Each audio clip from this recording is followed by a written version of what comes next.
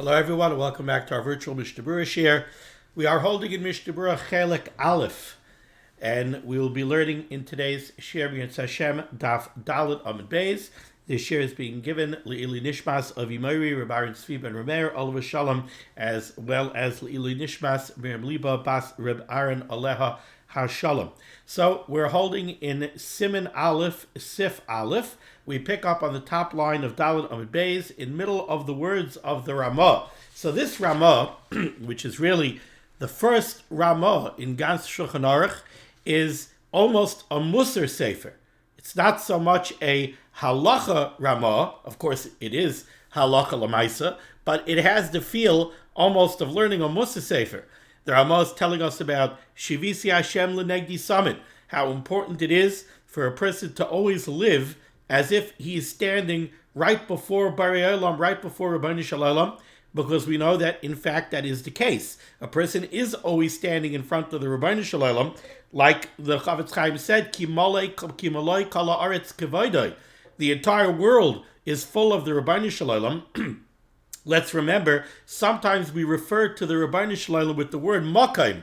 We're coming up on Pesach soon. We say, Baruch HaMakaim Baruch Hu. Why do we use the word Makaim as a reference to the Rabbeinu Shalom? Because the Rabbeinu Shalom is Mekaimai Shel Olam. The Rabbeinu Shalom is not bound by spatial considerations. So the Rabbeinu Shalom is not in this world. The world is, so to speak, in the place of the Rabbeinu Shalom. So the Rabbeinu Shalom is Mekaimai Shel Olam. So that's why Maloi Chal Haaretz Kivaydai. The Rabbeinu Shalom is everywhere. And like the Chavetz Chaim brought down the pasuk, or actually it was the Ramah who brought down the pasuk from Yirmiyah. Im yisaser ish b'mistarim. If a person will go try to hide himself at a hiding place, v'ani loy erenu nom Hashem. Rabbi Shalom says, what? I'm not going to see him? I'm going to see you no matter where you try to hide. There's no hiding from the Rabbeinu Shalom. So a person has to live his life, Shivisi Hashem L'negdi Summit. He has to comport himself with the realization that he's always in the presence of his Creator. When he speaks, he has to speak as if he's in the presence of his Creator. And today, the Ramah continues very much on that theme. We pick up on the top line in the Ramah of Dalet Amud Beis, about 2/3 of the way through the line. Says the Ramah, when a person goes to do Avodas Hashem, V'lo yisbayish mipnei b'nei Adam hamaligim alav.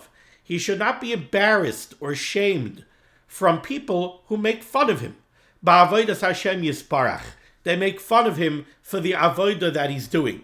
You know, sometimes somebody, he's davening and he davens a long Shemoneh Esrei, and somebody comes and says, "Oh, look at the farfrumta over there. Look at that long Shemoneh Esrei that he's davening."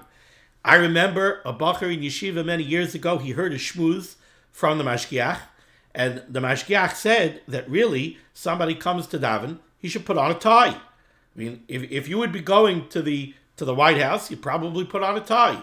So you're coming to stand in front of Melech Malchei Amlachim Kutcha Brichu, you're standing Shemoneh Esrei, you should put on a tie. This bacher took the mashgiach's words very, very seriously, and he started wearing a tie by davening every day. You can imagine some bacherim were like, what's this with the tie? I mean, yeah.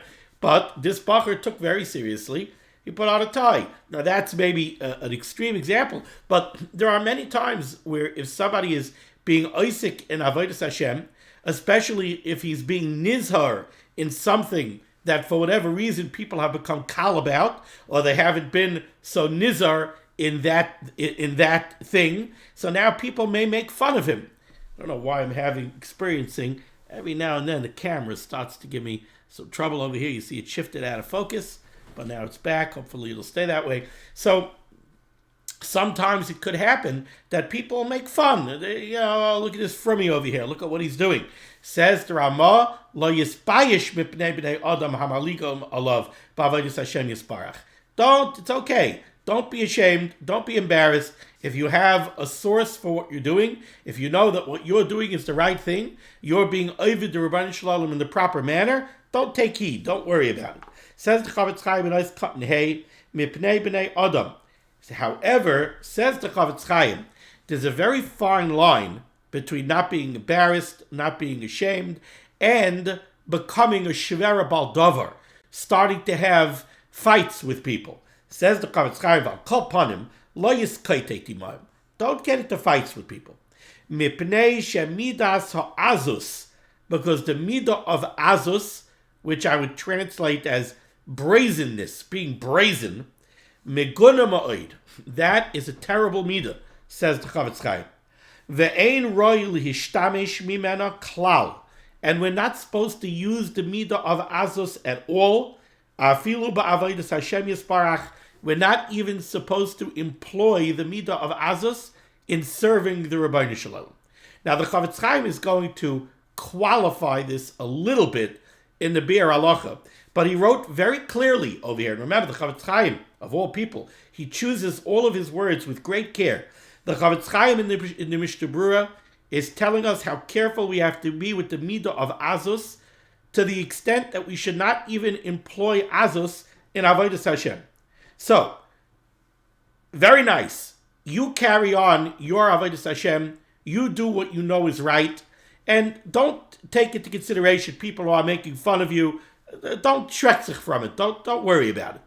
But don't get into fights with people. Don't become azus, that you're going to go get into fights with people and say, I don't care what you say. I know what I'm doing is right. Don't use azus. Why? Ki yikne kinyan benafshay, because if you do use azus, even if you employ it in avodas Hashem, yikne kinyan benafshay, the midah of azus will chas v'chalila worm its way into your midas. It will get a kinyan. It will find a toehold in your nefesh. Liyos az afilu shaloi bimkaim avodas yisparach, and then you may end up using azus even not for avodas Hashem. Va'ayin beBiur Halacha, and then he sends us to the Biur Halacha. So if you take a look at the Biur Halacha, Dibur HaMaschel v'lo yispayish, says the Chavetz Chaim, Ayin b'Mishnah Berurah b'Shem HaBeis Yosef. Take a look at the Mishnah Berurah where I wrote the name of the Beis Yosef. Da Beis Yosef lo ayri ki im b'mitzvah shehu oisa la'atzmai. When the Beis Yosef says that you have to watch out for that fine line, and you should not employ azus in your avodas Hashem, what is he talking about?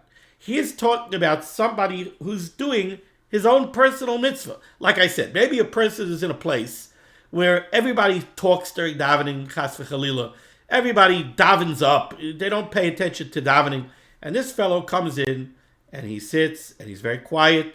And when people come to speak to him, he's like, he makes with his hand. He doesn't want to talk to anybody, and he davens a Shemona Esrei via mensch.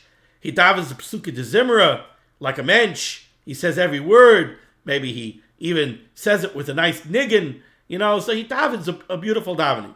People start to make fun of him. Oh, look at the great chazan over there. Look at the major davener over there. So in that case, that's when the Beis Yosef says, listen, don't worry about what people are saying. Don't worry about people making fun of you. But also, don't get into fights with them. Let them say what they want to say, but don't get into fights with them. People are making fun. Don't worry at all about the fact that they're making fun of you. But don't get into fights with them. However, if somebody finds himself in a place where there are heretics, where there are apikarsim, al HaTorah, who are banding up and they're getting up and they're arising against the Torah Kedusha chas v'chalila, and they want to pass decrees in the city that go against Torah u'mitzvahs, and by doing so, they are going to drive people away from avodas Hashem. Sound familiar? Unfortunately, we're living through such times now, let's say in Eretz Yisrael, where there are people who are getting up and they are clearly trying to pass takanos, and they're trying to make rules and regulations strictly for the point of driving people away from avodas Hashem. And they're taka apikursim. So if you're in a place where there are apikursim that are trying, chas v'chalil, to shmad up Yidden, they're trying to go past takanos and gzeres and rules and regulations to drive people away from avodas Hashem. Upasach b'shalom, and you try to speak to these people b'shalom, in peace, you go to them and you try to talk to them via mensch, you try to have a discussion with them and try to thwart their plans in that manner. V'loy nishmu dvarav, but they don't want to listen. B'kigoyin zeh, in such a case, says the Chavetz Chaim, loy diber ha-Beis Yosef mu'uma. The Beis Yosef was not speaking about that kind of situation at all. And in that kind of a situation, u'mitzvah lisnoisam, it's a mitzvah to hate them, u'lehiskoiteit imahim, and to fight with them, u'lehofer atzasam, and to mess up their plans, b'chol ma sheyuchal, in any way that you can. V'David HaMelech Olav HaShalom Amar, David HaMelech Olav HaShalom says it to Tehillim, haloi misanecha Hashem esna, haloi, those who hate you, Rabbeinu Shalom, I hate. Uvis kaimemecha eskoitat, and those who band up and arise against you, I fight with them. Tachlis sina sinesim, I hate them with the very fundamental nature of hatred. Tachlis sina, I hate them betachlisam, I hate them completely. So, what do we have over here from the Chavetz Chaim? What we have over here from the Chavetz Chaim is a person has to be confident in his avodas Hashem. A person should have a rebbe. A person should learn Torah. A person should learn and have hadracha. He should have training from a rebbe and Kabbalah from a rebbe, what the right way to comport himself is, and he should do what he knows is right. People come and they make fun of him. That's okay. You don't have to be chayshish. You don't have to take into consideration these people who are making fun of you. Don't let it get to you. Excuse me. You persevere in your avodas Hashem. You want to daven like a mensch? You daven like a mensch. You want to act on Shabbos the way a from a Yid is supposed to act on Shabbos? You act the way you're supposed to act. You want to stay away from the people that are sitting and speaking Lashon Hara? You want to step away? Step away. They want to make fun of you. They want to call you a frummy. They want to call you this. They want to call you that. You don't have to be chayshish. But, said the Chavetz Chaim, don't get into fights. Somebody starts trying to push your buttons. He wants to rile you up. Don't go fighting with them. It's okay. You know what? It's not your achrayus what they do. You can walk away and you continue doing what you know is right and don't get into fights. But, says the Bir Halacha, when people are being merim yodam keneged the Torah Kedosha, if people are getting up and they're waging war chas v'shalom against the Torah Kedosha, and they're going keneged hadas, they're going against our Torah Kedosha and against shmiras Torah mitzvahs, and chas v'chalila, they're trying to drive away people from avodas Hashem, then you go fight with them in every way that you can. He says you should be pasach b'shalom. Try first without fighting. But if you have to fight, go fight. Okay. Says the Ramah weiter. Second line down, Dalet Amud Beis, in the middle of the line, right by those cutting Zion for the Mishnah Berurah. Gam ba'atznei aleches. Also, when somebody is comporting himself in private. That's what ba'atznei aleches means. Gam ba'atznei aleches, when somebody is carrying on his activities in private. He's home, alone, let's say. Ubishachvai al mishkavai, or when somebody is laying in bed. Yeda lifnei mihu shoichev. He should be aware and he should be cognizant who he's laying in bed in front of. Or when he's alone, ba'atznei aleches, he should realize that he's not alone. He's still in front of Borei Olam. Says the Mishnah Berurah Katan Zion. Oh, I skipped this Katan Vav. Says the Mishnah Berurah Katan Vav. Hamal igam alav. Somebody should not be concerned from people who make fun of him. Says the Chavetz Chaim. V'chein, let's say a person is in the following situation. Imhu adam beinoni. A person is a middle of the range person. He's a good from a erlich yid. He's not a big Talmid Chacham, not a renowned tzaddik. He's a beinoni, another beinoni. I made bimkaim gedolim, and he's in a place where there are taka gedolim. So this person is actually very fortunate. He's an other Beinani who's living amongst gedolim. Says the Mishnah Berurah, lo yispayish behem, he should not be embarrassed from them, lilmoid, to learn Torah from them, or to learn how to act from them, velasois hamitzvah, and to do mitzvahs the way they do. In other words, sometimes an Adam Beinani, somebody who's a Beinani, who's living amongst Gedolim, he may feel like, what, I'm going to start doing what these Gedolim are doing? They're going to look at me funny. I mean, who am I? Maybe they're going to look at me and they're going to say, who is this tziggekummener over here who's starting to act like this? And that might prevent you from learning Torah from them, or learning Torah with them, or starting to do mitzvahs the way they do mitzvahs. Says the Chavetz Chaim, no. That's also, he's pointing out, there are two cases where you have to avoid being embarrassed from other people. One is where people who are taked no good, you're doing the right thing, they're doing the wrong thing, and they're making fun of you. That's the case that the Ramah speaks about. Points out to Chavetz Chaim, there's another case, and that is where you're living amongst good people, but people that are bigger than you. And because they're bigger than you, you might be ashamed, you might be embarrassed, you might feel like, where do I come to be amongst them, or to learn Torah with them, or to learn from them? How can I join them in their shmiras hamitzvahs? I'm a nobody. Says the Chavetz Chaim, no. Don't be embarrassed. Adarabah. Grow from them. Follow them. However, the Chavetz Chaim says, Im efshar lo lasos hamitzvah shaloi bifneihem tov yoser. Sometimes, says the Chavetz Chaim, sometimes it might actually be better in that case to do mitzvahs not in front of them. Why? Because your insecurities might become a distraction in your avodas Hashem. We want your avodas Hashem to be able to be pure, not to have distractions of feelings of insecurity, etc., etc. So sometimes it might be better shaloi b'fneim. Umiu, however, says the Chavetz Chaim, there's yet a third type of scenario.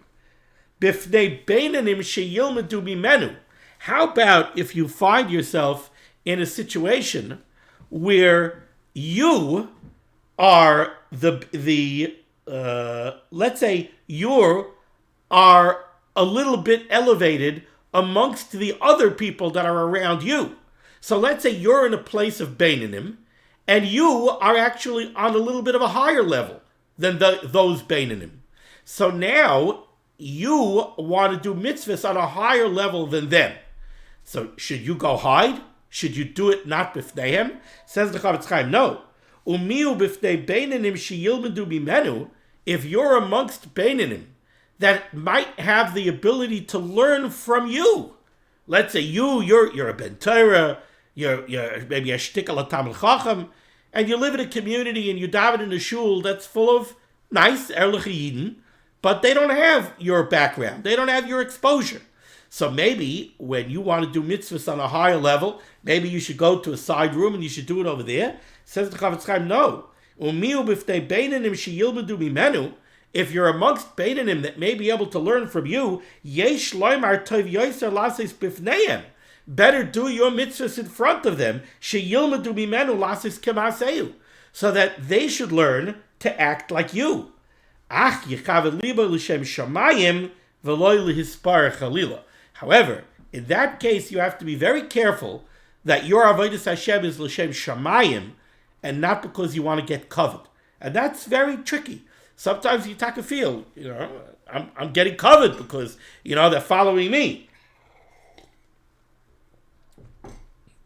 So the Chavetz Chaim says, yes, do the mitzvahs in front of other people so that they could learn from you. But make sure that it's l'shem shamayim.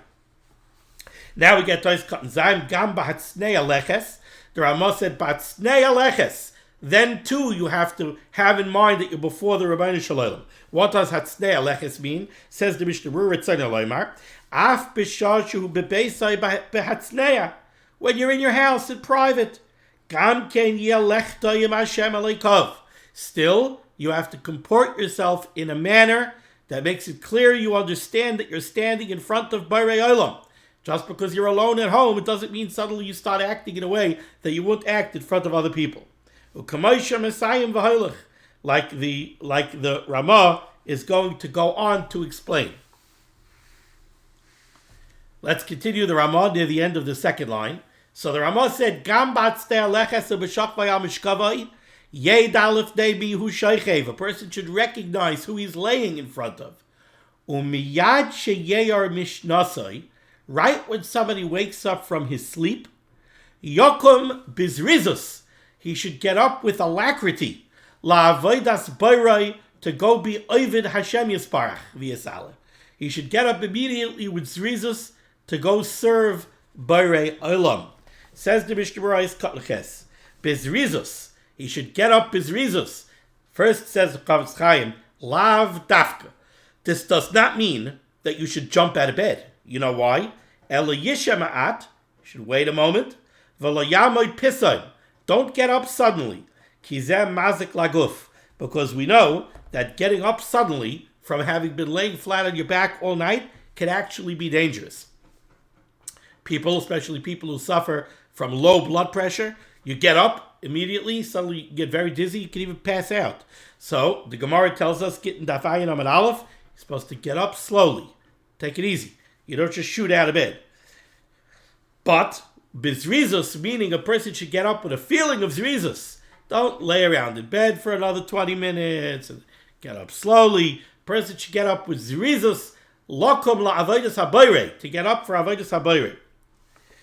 Says the Chavetz Chaim, Toiv loymar tekef bikumai. It is good to say immediately upon arising, Moida ani lefanecha melech chai v'kayam. I am very thankful before you, melech chai v'kayam, the living and eternal King, shechazarta bi nishmasi, that you returned my neshama to me bechemla, out of compassion. Rabba emunasecha, great is your faithfulness.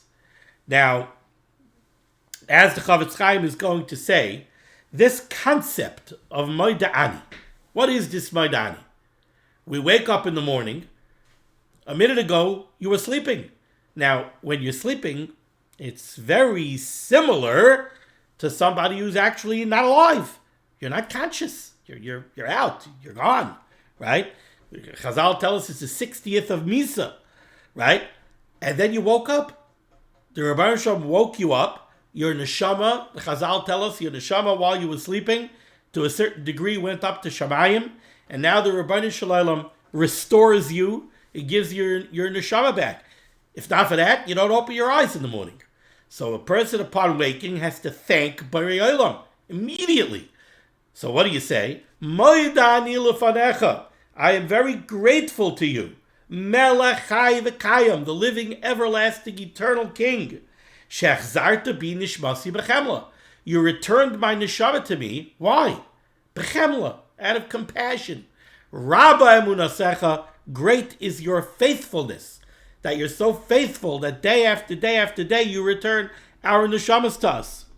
Continues the Chavetz Chaim on Hey Amud Aleph. V'tevas bechemla yiyeh be'esnachta. An asnachta is a trup. It makes a pause. So there should be an asnachta, there should be a pause after the word bechemla. A lot of people read modeh ani wrong. They read modeh ani lefanecha melech chai v'kayam, she'achzarta bi nishmasi, bechemla rabba, that you returned my neshama to me out of great compassion. And then you have one word left, emunasecha, your faithfulness. That doesn't make sense. I'm very thankful to you, the everlasting, eternal King, who returned my soul to me out of great compassion. Your faithfulness doesn't work.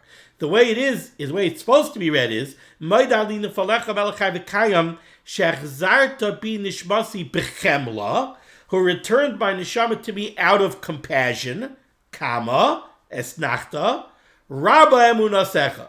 Great is your faithfulness. And lest you have any question that that's the way it's supposed to be read, says the Chavetz Chaim, it's actually based on a pasuk. Says the Chavetz Chaim, V'hu min hakosov, Moidani is based on a pasuk in Eicha, where the pasuk says in Eicha, there's two psukim, pasuk, Parak Gimel, pasuk Chav Beis says, Chaste Hashem ki lo yisamnu, the Rabbeinu Shalom's kindness that's never ending. Chaste Hashem ki lo yisamnu, ki lo chalu rachamav. His mercies are never exhausted. His mercy never runs out. What's an example of that? Says Yirmiyahu Hanavi, Chadoshim la bekarim. The Rabbeinu Shalom's chesed is renewed every morning. Rabba emunasecha. Great is his faithfulness. In what sense is the Rabbeinu Shalom's kindness renewed every morning? Because every morning the Rabbeinu Shalom returns our neshama to us and restores us to life. So that's Chadoshim la bekarim, Rabba emunasecha.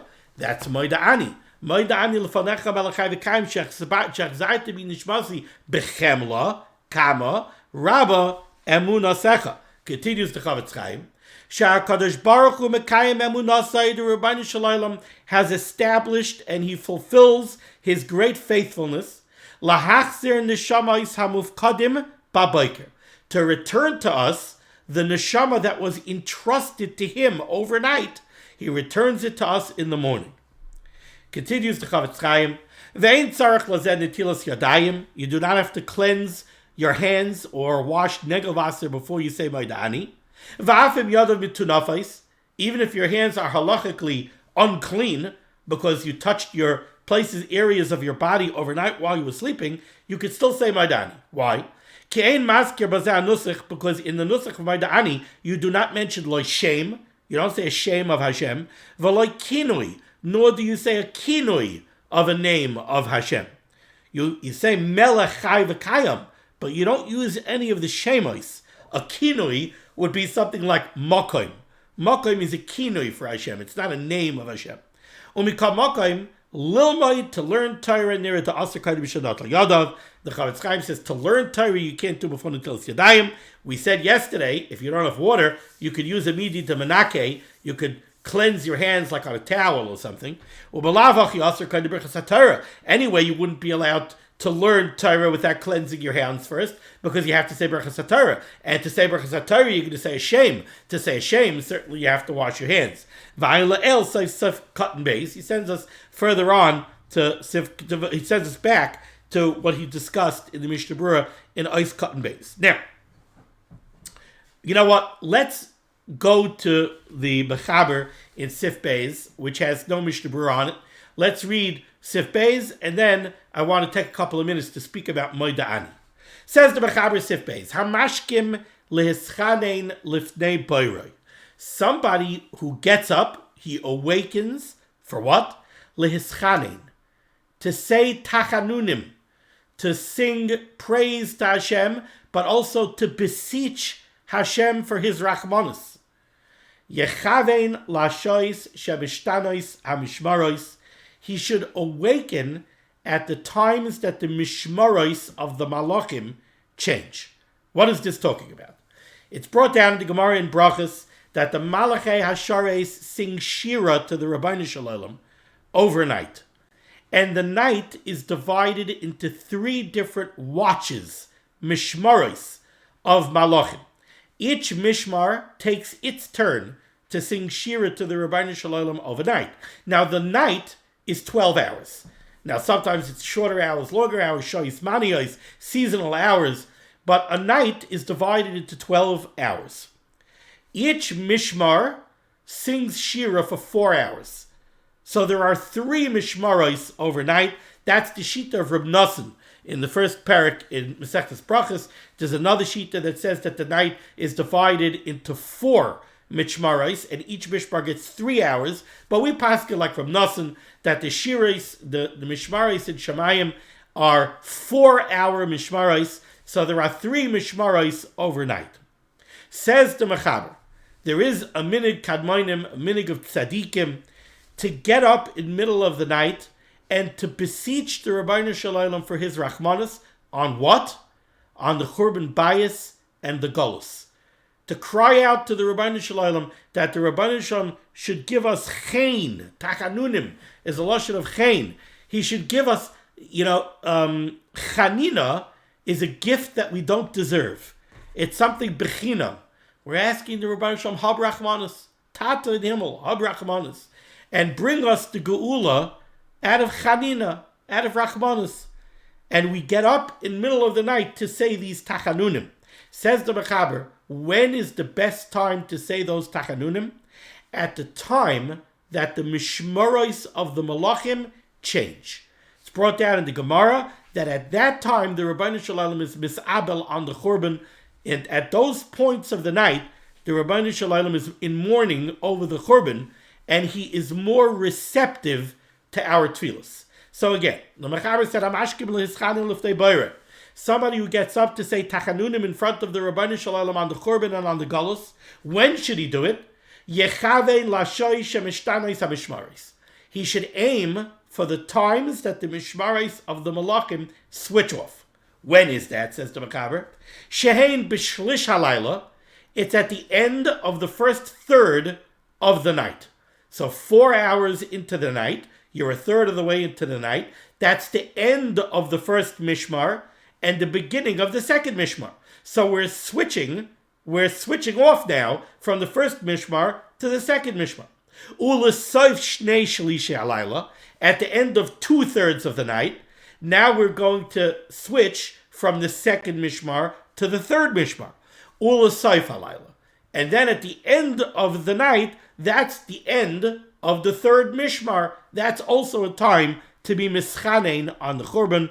Sha'atfilah sheyispal ba'ois and hashois. The davening that we do at those times, ala Churban v'ala Golus, where we daven at those times for the Churban Bayis and for the Golus of Klal Yisrael, Ritzuya, the Rabbeinu Shalom is extra receptive at those times. Now it's very interesting. The Mefarshim point out that in essence what the Mechaber is telling us is that, we could look at it differently. He said that the first time we should daven is at the end of the first mishmar, because that's when we switch from the first mishmar to the second mishmar. But there is a pasuk that says, it says, L'roish ashmuros, that we daven at the beginning of the mishmaros. So why don't we daven at the beginning of the first mishmar? Why are we davening at the end of the first mishmar? And the answer is brought down is that we take a daven l'roish ashmuros. We're going to daven 3 times. Roiv of 3 is 2. So we aim for the beginning of 2 of the mishmaros. So we daven at the beginning of the second mishmar, and at the beginning of the third mishmar, and at the end of the third mishmar. So those are the times that are brought down where the davening for the Churban and the Golus, the Rabbeinu Shalom is more receptive to those tefillos. We should have the Gula Shleima Taka b'mehera v'yameinu. Now, I want to go back a little bit and talk about modeh ani. Modeh ani, such a basic tefillah, and a tefillah that we start davening. Our mothers remind us when we're little kids. Did you say modeh ani? Did you say modeh ani? What's the source of modeh ani? Never found one. We don't know. As far as I know, we do not know who the mechaber of modeh ani is. We don't know who wrote that tefillah, modeh ani. And it's something that's b'chol tfutzos Yisrael. It's well known throughout Klal Yisrael. And yet, we are not aware who the mechaber of modeh ani is. But, even more important than that, what is the meaning of modeh ani? So when I read modeh ani to you, I translated it, modeh ani lefanecha. I am very gracious to you. I'm very grateful to you. Modeh ani lefanecha. Melech chai v'kayam, to the living, eternal King. I'm very grateful to you. Modeh ani. In Shemona Esrei we say, Moidim anachnu lecha. We are grateful to you, Rabbeinu Shalom. But we also know that there's another word, another usage or we look at it as two different usages of the word modeh, and that is to admit, right? When we learn, we say, Haidas baldin kemei edim dami. Haidas baldin, when a litigant is modeh, when he admits, right? So you have Reuven and Siman are in litigation. Reuven says that Siman owes him $1,000, right? If Siman admits that he owes the money, if he's modeh, Haidas baldin kemei edim dami. That's like 100 edim came and said that he owes the money. He himself admitted that he owes the money. So we use modeh to mean admission. Is there a link between the two? So let me ask you an interesting question.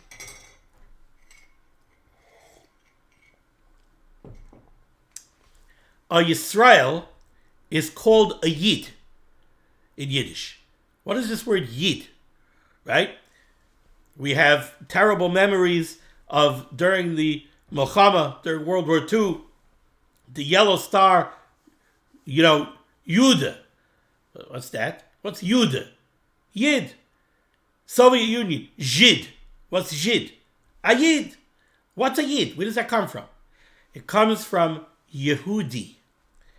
We are all called Yehudim. Why are we called Yehudim? Are we all from Shevet Yehuda? Nowadays, the vast majority of us are from 3 Shvatim, right? So, yes, a lot of us probably are Yehudim. But ganz Yidden, ganz Yiddishkeit, ganz Klal Yisrael, we're not all Yehudim. We have Ruvenis and Shemanis and certainly Leviim, Kahanim, right? We have Zvulonis. We're not all Yehudim. So why are we called Yehudim? The answer to that question could be found in a Targum Yonasan ben Uziel in Parshas Vayechi. Parshas Vayechi in the Berurah Yaakov Avinu says, Yehuda, ata yoiducha achecha. Yehuda, your brothers will thank you, your brothers will praise you. Yehuda, ata yoiducha achecha. Says the Targum Yonasan ben Uziel, Yehuda, ant oides al uvda de Tamar. You admitted to your role in the story of Tamar. When they were taking out Tamar to be dan her chi of Misa because they thought she was Mizana, Tamar brought out Yehuda's signet ring, Yehuda's staff, and Yehuda got up and Yehuda said, Yehuda was modeh, right? It's the words of the pasuk,